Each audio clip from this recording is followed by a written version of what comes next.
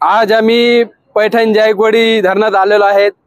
त्याला दुसरं नाव नाथसागर पण दिलेलं आहे। तर 27 गेट पूर्ण 27 धरणचे गेट ओपन करण्यात आलेले आहेत।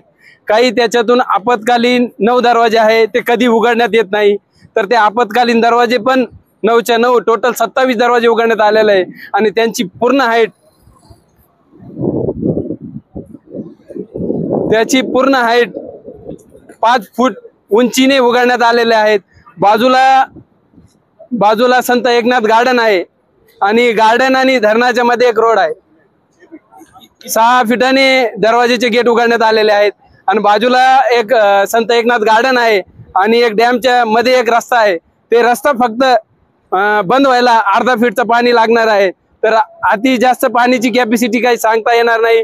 तर जास्त पाणी वाढू शकतं।